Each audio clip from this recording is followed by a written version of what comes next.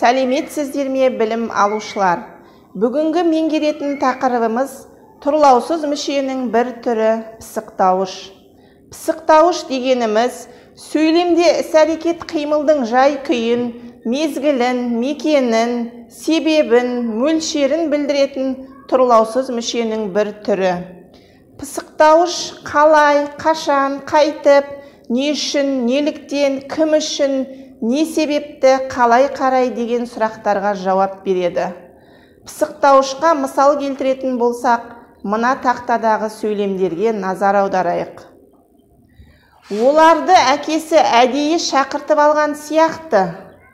Оларды әкесі не үшін шақыртып алған сияқты? Әдейі шақыртып алған сияқты. Бұл жерде пысықтауыш әдейі. 10 жасымда жұмысқа кірістім. Қашан жұмысқа кірістім? 10 жасымда. Ұлжан да өз үйіне беттеді. Ұлжан қайда беттеді? Өз үйіне беттеді. Пысықтауыш құрамына қарай дара, күрделі, үйірлі болып үш түрге бөлінеді. Дара пысықтауыш бір ғана сөзден тұрады.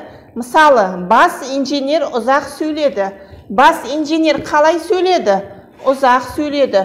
Бұл жерде пысықтауыш бір сөзден тұр. Күрделі пысықтауыш екі немесе одан да көп сөзден тұрады. Мысалы, жайлауға келіп қонғалы бөгде қонақтар келгіш еді. Қашан бөгде қонақтар келгіш еді? Жайлауға келіп қонғалы. Бұл жерде үш сөзден тұр. Яғни бұл күрделі пысықтауыш болады. Үйірлі пысықтауыш баяндауыштық, бастауыштық қатынаста тұрып, бір сұраққа жауап береді. Мысалы, ит жоқта қораға шошқа кіреді. Қашан қораға шошқа кіреді? Ит жоқта. Ит бастауыш, жоқта деген баяндауыштық қатынаста тұрып, екеуі бір сұраққа жауап беріп, үйірлі пысықтауыштың қызметін атқарып тұр. Пысықтауыш мағынасына қарай 6 түрге бөлінеді. Мезгіл пысықтауыш, мекен пысықтауыш, мақсат пысықтауыш, амал пысықтауыш, себеп пысықтауыш, мөлшер пысықтауыш. Мезгіл пысықтауыштың сұрақтары қашан, қай уақытта, қай кезде.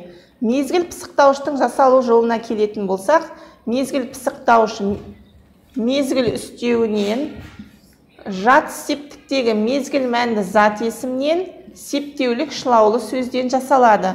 Мысалы, жазды күні шілде болғанда, қашан шілде болғанда, бұл жерде мезгіл үстеуінен жасалып тұр. Таңертеңгі шайдан соң Абай әкесіне келді. Қашан Абай әкесіне келді? Таңертеңгі шайдан соң. Бұл жерде соң деген септеулік шылау арқылы жасалып тұр. Мекен пысықтауыш. Мекен пысықтауыштың сұрақтары қайда, қайдан, қай жерде, қай жақта. Мекен пысықтауыш мекен үстеуінен атау ілік табыстан басқа септікте тұрған зат есімдерден жасалады. Мысалы, біз қала маңынан келдік. Біз қайдан келдік? Бұл жерде мекен үстеуінен жасалып тұр. Қайсар биыл мектепке барады. Қайсар биыл қайда барады? Мектепке барады. Бұл жерде барыс септіктің жалғауы арқылы жасалып тұр. Мақсат пысықтауыш. Мақсат пысықтауыштың сұрақтары кім үшін, не үшін, неге, қандай мақсатпен. Мақсат пысықтауыштың жасалу жолдарына келетін болсақ, бұл мақсат үстеуінен, ғалы келе тұлғалы көсемшелерден, үшін шылауымен келген есім сөздерден жасалады. Мысалы, ол әдейі кірді. Ол не үшін кірді? Немесе ол не мақсатпен кірді? Әдейі кірді. Бұл жерде мақсат үстеуінен жасалып тұр. Сәуле зат алғалы келді. Сәуле не үшін келді? Зат алғалы келді. Бұл жерде ғалы келі деген көсемше жұрнақтары арқылы жасалып тұр. Амал пысықтауыш. Амал пысықтауыштың сұрақтары қалай, қайтып, қалайша. Амал пысықтауыш қимылсын үстеулерінен, көсемше тұлғалы етістіктен, еліктеу сөзден жасалады. Мысалы, жиналыста шапшаң сөйледі. Жиналыста қалай сөйледі? Бұл жерде қимылсын үстеуінен жасалып тұр. Шешесі баласының бетінен мейірлене сипады. Қалай сипады? Мейірлене сипады. Бұл жерде е деген көсемше тұлғалы етістіктен жасалып тұр. Кешкі оттар жылт-жылт көрінді. Кешкі оттар қалай көрінді? Жылт-жылт көрінді. Бұл жерде жылт-жылт деген еліктеу сөзден жасалып тұр. Келесі пысықтауыштың түрі себеп пысықтауыш. Сұрақтары неліктен, не себепті? Себеп пысықтауыш өткен шақтық есімшеден жасалады. Мысалы, жұмысты бітірмегендіктен уақытында тапсыра алмады. Неліктен уақытында тапсыра алмады? Бітірмегендіктен. Ол қуанғаннан қозғалмай қалды. Ол не себепті қозғалмай қалды? Қуанғаннан қозғалмай қалды. Бұл жерде өткен шақтық есімшеден жасалып тұр. Келесі пысықтауыштың түрі мөлшер пысықтауыш. Мөлшер пысықтауыштың сұрақтары қанша, қалай?